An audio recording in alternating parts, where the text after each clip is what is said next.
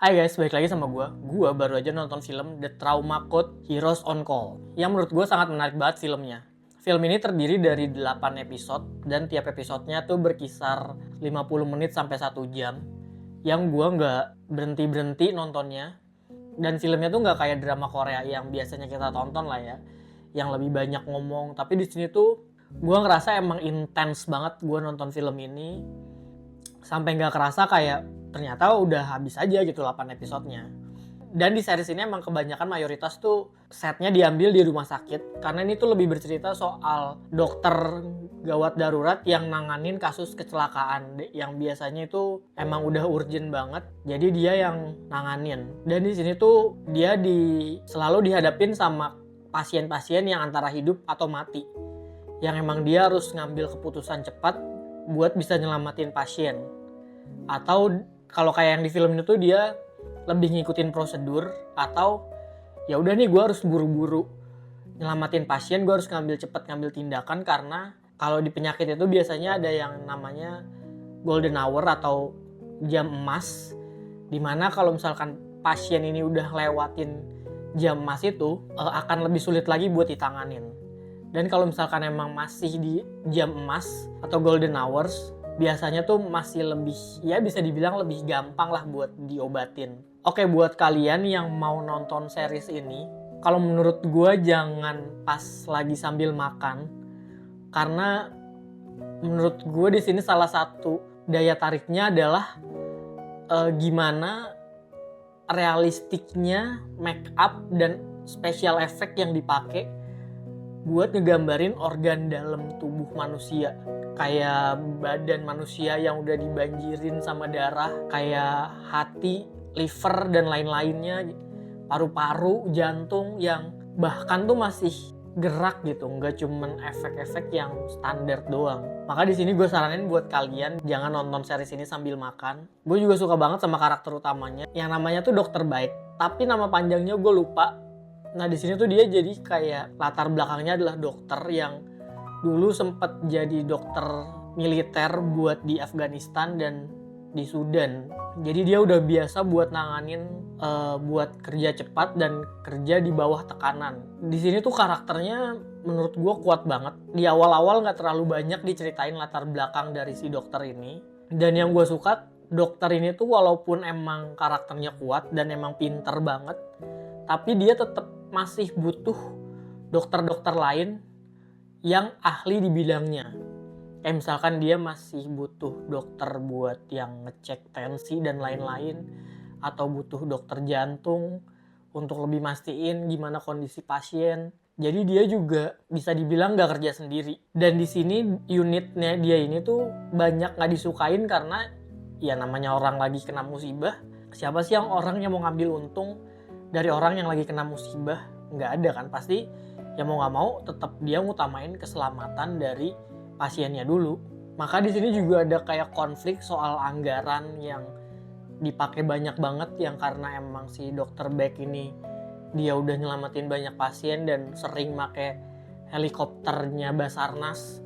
Dia jadi banyak banget nyelamatin orang, tapi di satu sisi dia juga banyak banget ngabisin anggaran. Yang banyak dokter-dokter yang kurang suka sama dia. Dan di sini dia juga punya asisten yang namanya dokter, gue lupa namanya siapa, tapi dia sering dipanggilnya Anus. Karena dia sebelumnya itu dokter dubur atau dokter pantat. Yang sebelumnya ini tuh kayak murid kesayangannya si dokter pantat ini, yang juga awalnya kesel sama si dokter Beck ini. Kemudian lama-kelamaan yang si Anus ini mau ditarik buat jadi asistennya si dokter Baik. Kemudian ada karakter lagi susternya yang menurut gue juga menarik banget, dimana susternya ini udah berpengalaman sekitar 5 tahunan buat ngebantuin dokter sebelumnya yang kerja sendiri. Dan karena gak ada yang mau masuk ke divisi itu, gak ada yang mau ngebantuin, jadi kasarnya kayak dia udah tahu nih gimana kerasnya buat di divisi ini. Ada satu lagi dokter yang biasanya ngecekin keadaan pasiennya, kayak tensinya masih stabil atau enggak, atau ini pasiennya udah mulai kritis karena detak jantungnya lemah dan segala macem. Ya kurang lebih dokter kayak gitulah ya, yang nantinya juga ikut ngebantuin divisi trauma ini. Awalnya tuh gue pikir trauma itu lebih kayak ke psikologis, yang lebih ngebantuin orang yang karena kena musibah terus dia trauma. Tapi ternyata enggak. Di sini lebih dokter yang nanganin keadaannya. Emang kayaknya nama divisinya itu trauma center. Kemudian mentor dari si dokter Anus ini yang awalnya kesel banget sama trauma center, tapi ada kejadian di mana anak dari si mentor si dokter Anus ini itu kecelakaan, dan anaknya juga deket banget sama si dokter Anus. Di saat itulah menurut gue kayak emosionalnya dapet banget. Dari awal nih lo udah benci banget sama satu orang, tapi justru orang itu yang justru nolongin putri lo. Seingat gue sih Putri Sematawayang ya, tapi gue agak lupa. Tapi dia nyelamatin anak lo gitu, kayak yang tiba-tiba dia baru mulai berbalik buat ngedukung si trauma center ini. Tapi nggak cuma di situ doang, ada lagi antagonisnya yang juga punya alasan yang kuat buat kesel sama si trauma center ini, yaitu di masalah anggaran. Dimana anggarannya yang makin membengkak, dan justru karena anggaran di trauma center ini membengkak, makin mengurangin keuntungan yang diterima sama si rumah sakit. Jadi rumah sakitnya ini tuh untungnya makin dikit karena duitnya lari ke trauma center semua. Walaupun emang di awal kita udah dikasih tahu kalau misalkan rumah sakit pun juga udah dikasih donasi sama pemerintah, sama menteri kesehatannya. Makanya di sini menurut gue ceritanya kuat banget gitu.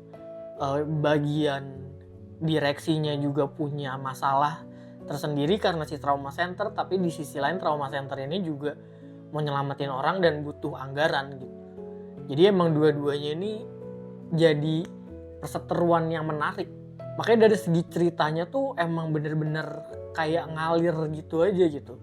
Ini juga salah satu yang gue suka dari drama Korea belakangan ini, yang emang ceritanya tuh bener-bener kuat dari segi karakter, dari segi plot, dari segi alasan si karakter. Maka dimensi dari karakternya ini tuh juga kuat banget, yang emang berhubungan gitu satu sama lain, dan emang alasannya juga jadi kuat. Makanya cerita ini tuh gue ngerasanya intens banget, dimana ketika gue nonton emang gue juga jadi deg-degan apa ini pasiennya bisa selamat atau enggak gitu. Bener-bener editingnya tuh bagus banget buat kita jadi masuk, buat kita jadi ngerasa ada di ruang operasi yang ikut ngebantuin trauma center ini. Bahkan gak cuman dari operasinya doang, tapi ada juga ngebantuin dari segi datang ke lokasi, datang ke tempat kejadian untuk nolong langsung di situ, biar bisa digolongin, oh ini tuh udah kategori darurat, oh ini tuh masih bisa ditanganin, oh ini masih sadar, dia masih ini, jadi ya udah masih bisa dikesampingkan dulu, atau mungkin masih nggak terlalu parah gitu, kita fokus di yang darurat dulu. Kayak lo ngerasa jadi kehidupan sehari-hari di trauma center ini, lo masuk, gimana lo juga bisa masuk di ruang bedahnya, gimana susahnya nyari ruang bedah karena lo nggak disukain sama orang-orang spesialis yang lain. Terus yang gue notice di sini adalah gimana juga penggunaan grafiknya yang ngebuat kita tuh jadi padet gitu, nggak cuman scene kosong, tapi ada grafik-grafik yang juga ngebantu kita buat ngasih info. Karena di series ini tuh juga banyak istilah-istilah kedokteran yang dipakai, istilah medis yang dipakai. Jadi mungkin buat orang awam kayak gue yang gak ngerti medis sama sekali, mungkin kalau gak ada infografisnya ini tuh gue juga jadi bingung gitu, nih kenapa nih orang nih emang harus kayak gimana, tapi karena ada infografisnya kayak dikasih tahu ini kenapa, ini gini. Bahkan dibuat jadi kayak data pasien di rumah sakit, yang menurut gue tuh juga jadi ngebantu gue sebagai penonton buat tahu kondisi si pasien gimana. Gak cuma dokter doang yang tahu, tapi gue sebagai orang awam juga, oh dia emang lagi kritis nih karena gini, oh dia lagi kritis nih dan butuh ini. Hal-hal yang kayak gitu, walaupun emang gak detail, tapi seenggaknya kita juga jadi bisa tahu lah ketegangan yang ada di ruang operasi. Bahkan sampai kayak ada beberapa yang bahkan waktu kayak dia nerima telepon itu dikasih tahu teleponnya dari siapa, karena dia nggak nyebutin nama penelponnya. Atau mungkin ketika waktu rame di sosmed kayak floating komen-komen yang ada di sosmed gitu. Jadi kita bisa tahu komen apa aja yang ada di sosmed. Nggak cuma dari segi intensnya doang, tapi yang gue lihat di sini juga ada dari segi komedinya yang emang kental banget gitu. Dan momen-momen komedinya tuh pas banget gitu. Dokter muda yang dipanggil Anus sama dia karena dia ngerasa lu masih belum cocok gue panggil dokter gitu. Atau kayak suster yang udah 5 tahun itu disebut sama gangster karena awalnya si dokter baik ini itu dikira gangster karena pakai baju hitam-hitam. Yang gue juga awalnya curiga kok ini dokter tapi bajunya hitam-hitam, dan emang itu masih belum jam tugasnya dia gitu. Mungkin kayak besok baru hari pertama, tapi karena ada kecelakaan di hari itu dia juga jadi bantuin karena jiwa dokternya terpanggil karena dia pakai baju hitam-hitam dan masuk ke ruang ICU, jadi dikira dia tuh gangster. Jadi makanya si suster itu dibilang gangster. Menurut gue juga momen komedinya tuh lucu banget ya, kayak lo lagi intens terus tiba-tiba ada momen komedi yang ya udah gitu, emang karena komedinya juga nggak dipaksain, yang emang komedinya juga pas gitu karena situasinya dan terkesan kayak nggak dibuat-buat. Yang gue juga nggak cuman dapet ketegangannya doang, tapi ya emang ada lucu-lucunya juga. Ya biasalah di sini di series Korea lu nggak cuman dikasih satu suguhan, tapi lu tetap ada komedinya gitu. Walaupun di sini juga nggak kayak drakor-drakor yang kayak biasanya gitu, yang ada kisah cintanya lah, ada kisah cinta karakter si A dan si B yang awalnya berantem terus tiba-tiba suka. Menurut gue di sini tuh juga nggak ada cinta-cintaannya sih, emang fokus gimana si dokter ini ngangkat nama baik trauma center biar bisa dikenal sama masyarakat, dan gimana si dokter ini nyelamatin tiap pasiennya yang beda-beda keadaannya, yang kayak lagi tenang-tenang terus tiba-tiba ada telepon masuk, ada kecelakaan, ada musibah, lo harus lari-lari nyelamatin pasien. Jadi menurut gue tuh di sini kayak intens banget gitu, buat emosinya pun juga lo bisa dinaik turunin, dimainin dengan bagus gitu sama si pembuatnya. Kemudian yang terakhir, plot twistnya. Ini gila banget sih. Dari plotnya yang kita udah tahu, udah disetting sedemikian rupa. Kemudian ada satu kata-katanya si dokter baik ini yang menurut gue ini tuh jadi langsung, wah gila sih. Nanti kalian nonton aja lah, gue gak mau spoiler gimana di endingnya itu plot twistnya kayak gimana, tapi menurut gue gak nyangka aja gitu ada plot twistnya, karena menurut gue pasti kan tujuannya ya emang gimana biar si trauma center ini diterima sama rumah sakit dan namanya juga jadi bagus gitu. Tapi gak cuma di situ doang, ada hal-hal lain yang jadi plot twist buat di series ini. Kayak menurut gue ketika pas nonton di endingnya yang oh ya ini si trauma center udah mulai dikenal, udah mulai diterima sama rumah sakit, tapi ada satu momen yang emang yang bisa tiba-tiba jadi kaget guanya juga sendiri. Buat dari plotnya itu emang bagus banget sih. Buat series Korea ini emang dia di setting plot twistnya yang kita juga nggak nyangka. Tiba-tiba ada loh plot twist kayak gitu. Tiba-tiba oh ternyata gini, oh ternyata ya kalian nonton sendiri aja lah nanti.